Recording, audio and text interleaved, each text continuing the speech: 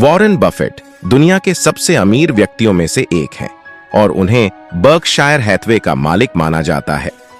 वे निवेशक के रूप में अपनी ईमानदारी, प्रोफेशनलिज्म और आर्थिक ज्ञान की मिसाल हैं। उनका जन्म 1930 में नेब्रास्का के ओमाहा में हुआ था। उनके पिता भी शेयर बाजार में निवेशक थे और इसलिए उन्हें निवेश की कला की विरासत मिली। वॉरेन बफेट की सादगी और उच्च विचारों वाली जीवन शैली उन्हें और उनके कारोबार को अद्वितीय बनाती है। बफेट बचपन से ही गणित में बेहतरीन पकड़ थी। वे हर चीज में पैटर्न ढूंढते थे। एक उदाहरण के रूप में उन्हें अपने घर के सामने से आने और जाने वाली हर गाड़ी का नंबर याद था, जिसे वे रात को एक पेपर पर लिख लेते थे। इससे उन्हें पता चलता था कि कौन सी गाड़ी सबसे अधिक बार जाती थी। जगत के एक प्रमुख निवेशक और व्यापारी वॉरेन बफेट का जन्म 30 अगस्त 1930 को अमेरिका के ओमाहा शहर में हुआ। उनके पिता हावर्ड बफेट एक स्टॉक ब्रोकर और राजनीतिज्ञ थे, जबकि उनकी माता एक साधारण घरेलू महिला थीं। वॉरेन बफेट की पारिवारिक स्थिति बचपन से ही कमजोर थी। अमेरिकन क्राइसिस के समय में जब वह अभी 1 साल के बच्चे थे, उनके परिवार ने बैंक सेविंग को नुकसान झेला। इस घटना से पहले ही वॉरेन ने अपने माता पिता को गरीबी में जीते हुए देखा। उनकी मां भोजन करने की बजाय अक्सर भूखी रहती थी ताकि उनके पिता को खाना मिल सके, क्योंकि पिताजी दिन भर की मेहनत के बाद थक जाते थे। वॉरेन बफेट ने अपने व्यापारिक करियर की शुरुआत पहले ही 13 साल की उम्र में कर दी थी। 1943 में जब वे केवल 15 साल के थे, उन्होंने अपने पहले इनकम टैक्स रिटर्न भरा। इसके बाद उन्होंने एक पिन बॉल खरीदा और एक सलून में हिस्सेदारी की शुरुआत की, जहां उन्हें सफलता मिली और उनका व्यापार बढ़ गया। हालांकि हार्वर्ड बिजनेस स्कूल में शिक्षा के लिए उनका आवेदन ठुकरा दिया गया और कुछ अवसरों में उन्हें घाटा भी झेलना पड़ा। उन्होंने 22 साल की उम्र में सुसान थॉम्पसन के साथ शादी की और 3 बच्चे हुए। एक दिन वॉरेन ने देखा कि एक आदमी उनके घर के सामने लगी मशीन से कोल्ड ड्रिंक ले रहा है, जिसमें कोल्ड ड्रिंक के ढक्कन पड़े हुए थे। उन्होंने निरंतर ढक्कनों को काउंट करने का आदान प्रदान किया और जाना कि कोका कोला को लोगों की पसंदीदा ड्रिंक है और उसे सबसे अधिक पीते हैं।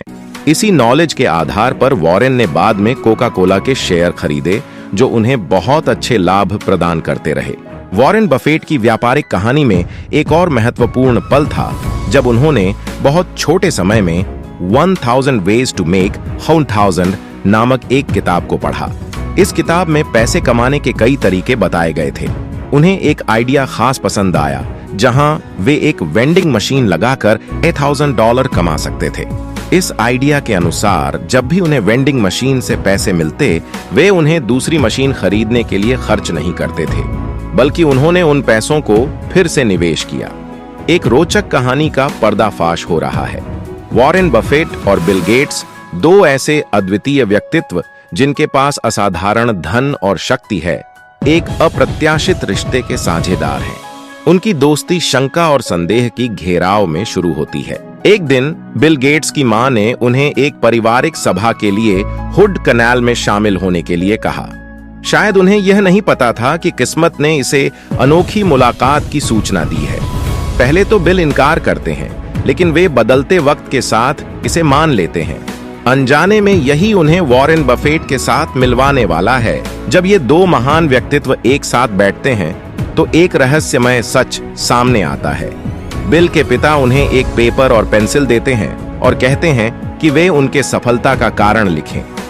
दोनों आत्मसमर्पण से इस चुनौती को स्वीकार करते हैं। जब उत्तर खुलासा होता है तो एक चौंकाने वाली सच्चाई सामने आती है।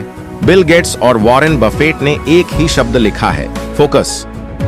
उस पल में एक दृढ़ बंधन बनता है, जिसे एक दूसरे की अटूट सम्मान और प्रशंसा का आदान प्रदान करते हैं। इन दोस्तों की मित्रता धन और सफलता की सीमाओं से परे जाती है और वे दानशीलता और साझी उद्देश्यों की दुनिया में आगे बढ़ते हैं। वॉरेन बफेट ने बिल और मेलिंडा गेट्स फाउंडेशन को 2018 में $3.4 बिलियन की राशि दान की है। यहां तक नहीं, वॉरेन बफेट ने घोषणा की है कि उनकी मृत्यु के बाद 99% अपनी संपत्ति को दान करेंगे, अपने बच्चों को केवल एक छोटी सी आवासीय संपत्ति देंगे। उनकी इच्छा है कि उनके बच्चों की जीवन कोई अज्ञात धन से नहीं, बल्कि उनकी मेहनत और सामर्थ्य से सजेगा। वॉरेन बफेट के निजी जीवन की कहानी हमेशा से ही रहस्यमयी रही है। उनकी पत्नी सुसान थॉम्पसन के साथ उनका रिश्ता एक खट्टा मीठा रिश्ता कहलाता है।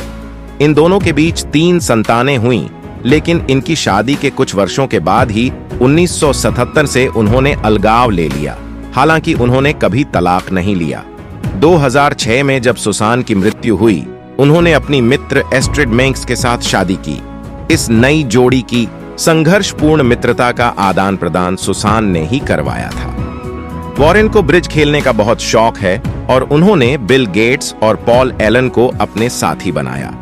उन्होंने ब्रिज के लिए रायडर कप की तर्ज पर एक प्रतियोगिता आयोजित भी की थी। पूरे जीवन में वॉरेन ने इतनी सादगी से जीना पसंद किया कि इसके लिए उनका मजाक भी उड़ाया गया। लेकिन जब उन्होंने अपने दिल की बात कही और अपनी संपत्ति का दान किया, तब लोगों का मन उनकी ओर आदर भाव से झुक गया। दुनिया का सबसे धनी आदमी आज भी अपनी कार खुद चलाता है। उनके पास कोई सेलफोन नहीं है और उनकी मेज पर कोई कंप्यूटर नहीं है।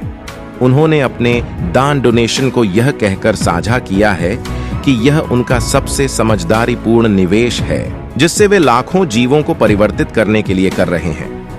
वॉरेन कहते हैं कि हम सभी का दायित्व है कि हम वह दुनिया जिसने हमें सब कुछ दिया है को कुछ तो लौटाएं। वॉरेन बफेट का जीवन एक अद्वितीय संघर्ष, उद्दीपन और आदर्शों से भरा हुआ है, जो हम सबको प्रेरित करता है और हमें यह याद दिलाता है कि सच्ची महिमा और धन का सच्चा मतलब सेवा है। वॉरेन बफेट की कहानी से यह साबित होता है कि सफलता का रहस्य उनके निवेशी मनोबल, संयम और सरलता में छिपा है। उनकी दानशीलता, संपत्ति के उपयोग की विद्वत्ता और मित्रता की महत्वाकांक्षा हमें प्रेरित करती है। वॉरेन ने दिखाया है कि सफल वह है जो वास्तविक और उच्चतम मूल्यों को समझता है। वह दुनिया को एक अद्वितीय संदेश देते हैं। संपत्ति नहीं, नजरिए और सेवा महत्वपूर्ण है।